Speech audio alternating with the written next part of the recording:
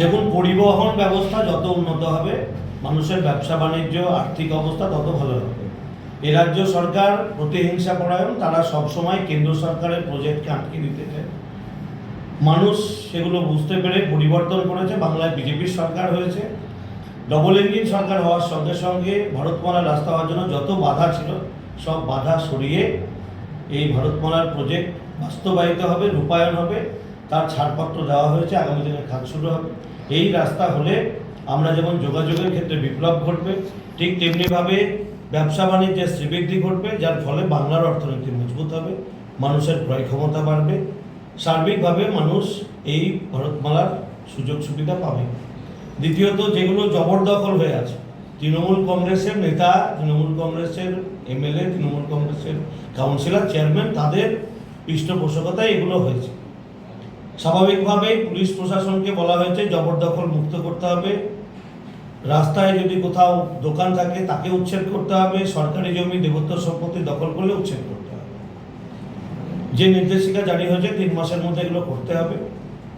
যদি না করে সেই সমস্ত পুলিশ প্রশাসনের বিরুদ্ধে ব্যবস্থা নেওয়া। আমরা চাই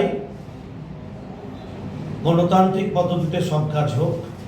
আমরা চাই সরকারের সম্পত্তিতে ডেভেলপমেন্টের কাজ হোক, কোনো ব্যক্তি স্বার্থ নয়।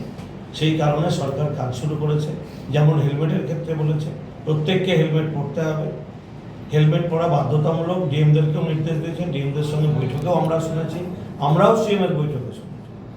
একটা সম্প্রদায়ের মানুষ টুপি মাথায় দিয়ে হেলমেট থেকে ছাড় পাবে, একটা সম্প্রদায়ের মানুষ পাগড়ি বেঁধে ছাড়া পাবে, আর একটা সম্প্রদায়ের মানুষকে হেলমেট পরতে হবে। একটা দেশে এত রকমের আইন থাকতে পারে না, সেই জন্য সবার জন্য এক আইন। আমরা সেই জন্য বারবার বলেছি এক দেশ এক আইন, ইউনিয়ন সিভিল কোড হতে হবে। একটা দেশে 1000 রকম আইন থাকলে আমি যখন বিয়ে করব তখন বলবো আমি শরীয়ত মানছি, আমি যখন সুবিধা নেব তখন বলবো আমি ভারত সরকারের সংবিধান অনুযায়ী নেব।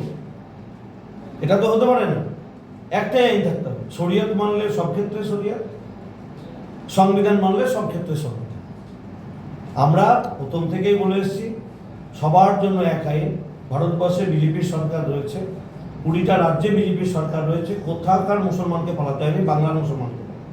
তো বাংলায় তো 80 বছর ধরে কংগ্রেস সিপিএম তৃণমূলের সরকার চালাচ্ছে, কেন কর্মসংস্থান হয়নি মুসলমানের?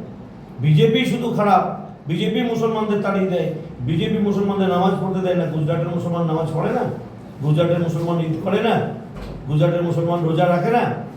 উত্তরপ্রদেশ, মধ্যপ্রদেশ, হরিয়ানা, ছত্তিশগড়, রাজস্থান, আসাম, ত্রিপুরা, বিহার, দিল্লি, সব জায়গায় বিজেপি সরকার।